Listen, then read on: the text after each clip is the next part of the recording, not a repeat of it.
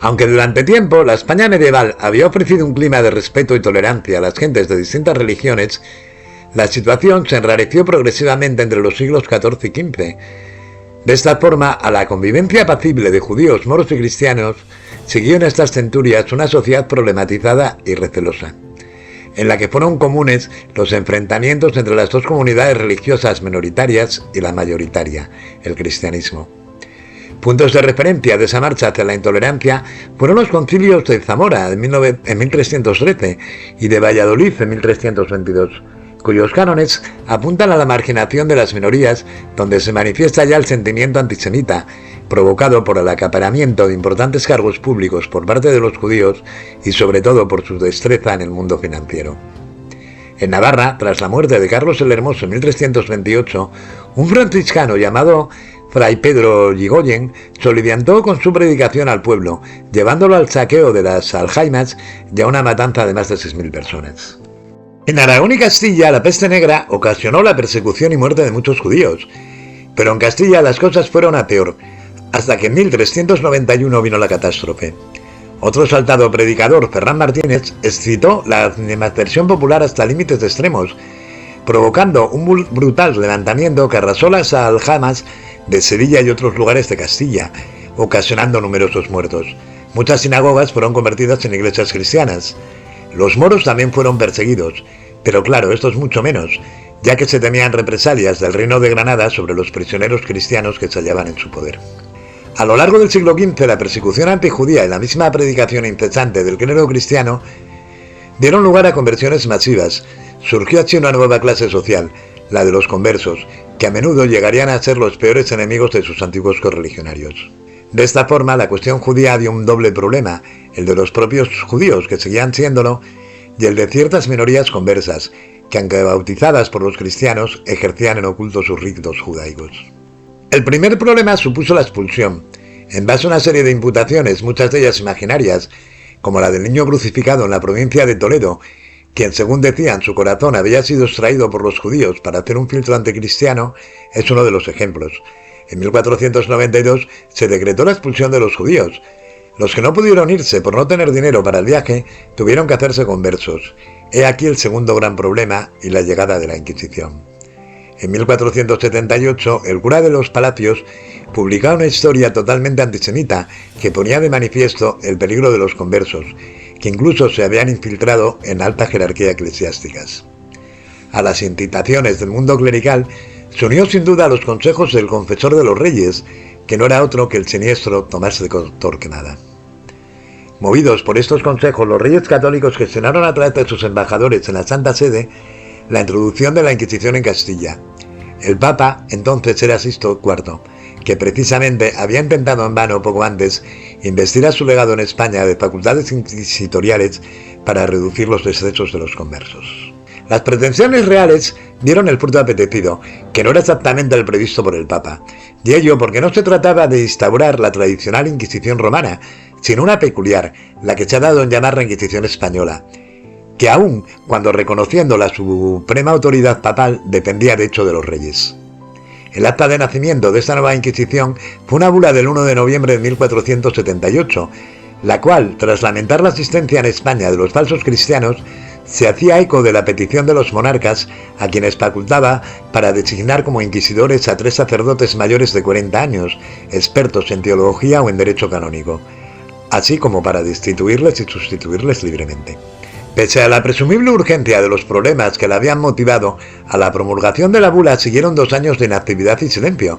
Sin que sepamos muy bien por qué, habrá que aguardar hasta el mes de septiembre de 1480 para encontrarnos con los primeros nombramientos en la historia del Santo Oficio, los dominicos Miguel de Morillo y Juan de San Martín como inquisidores, y Juan Ruiz de Medina como asesor. Los 3 se trasladaron a Sevilla, ciudad presuntamente más amenazada por el peligro converso, y allí, tras visitar el Cabildo y el Ayuntamiento, organizaron el tribunal y se aplicaron a su misión. ¿Por qué fue creada esta Inquisición española? Se ha dicho a veces que como un medio conducente a lograr la unidad religiosa nacional. Tal explicación es insatisfactoria, por cuanto la Inquisición carecía de jurisdicción sobre los no bautizados, es decir, sobre gentes de otras religiones. Algún historiador judío ha asegurado que su protesto de motivos religiosos, la causa real fue el intentar apoderarse de los bienes de los ricos conversos, o bien la pretensión de Fernando el Católico de organizar una institución de control político que pudiera actuar en los distintos reinos por encima de las trabas de sus peculiaridades jurídicas y políticas. Estos argumentos parecen convincentes. Una cosa es que la Inquisición fuera aprovechada luego como medio de control político y otra que fuera creada para ello. A la luz de los textos de esa bula y de otras posteriores y de la misma correspondencia entre Roma y la Corte de España, un único motivo se esgrime siempre: el aseguramiento de la ortodoxia cristiana amenazada por las desviaciones de aquellos cristianos nuevos. La actividad inicial de los inquisidores, con excesos o sin ellos, no desmiente tales propósitos. Los primeros pasos de los inquisidores en Sevilla sorprendieron por su seguridad y prepotencia. Tras dirigir proclamas combinatorias a los nobles e instalarse en la gran fortaleza de Triana, pronto tuvieron entre sus manos a un buen número de conversos. Aquello provocó el pánico y la consiguiente huida de muchos de ellos a distintos lugares. Otros, en cambio, optaron por la resistencia y urdieron una conjura para dar muerte a sus perseguidores. Entre los miembros de la conspiración figuraba un rico converso, Diego de Susan, cuya hija mantenía relaciones amorosas con un cristiano viejo, que era como se llamaba quienes no tenían en su familia antecedentes judíos. La muchacha, conocida como la hermosa hembra, reveló a su novio lo que se tramaba, y él se lo hizo saber a los inquisidores.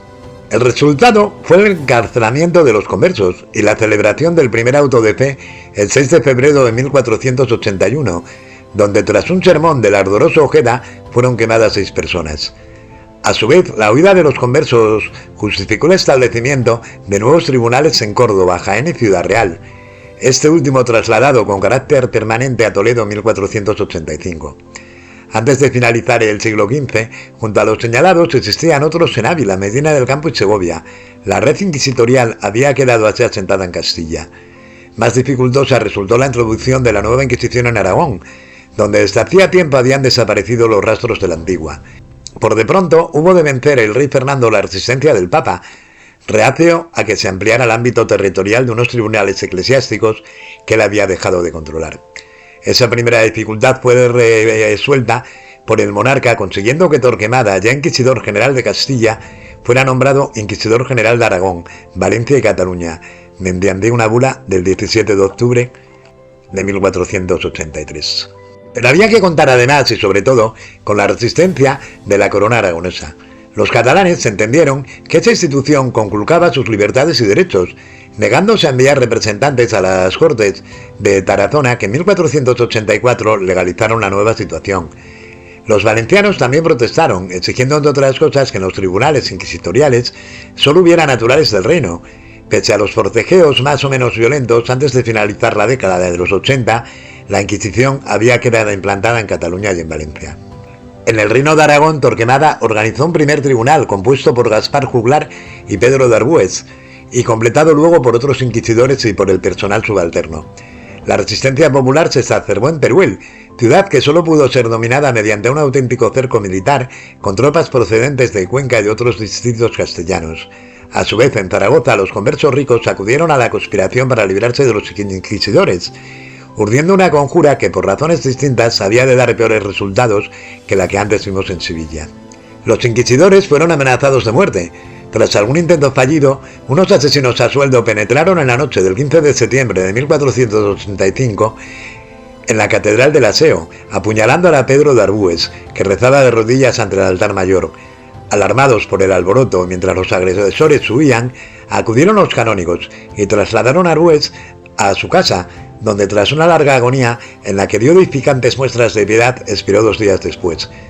La represión fue brutal contra las principales familias de conversos, que se convirtieron en víctimas de sucesivos autos de fe.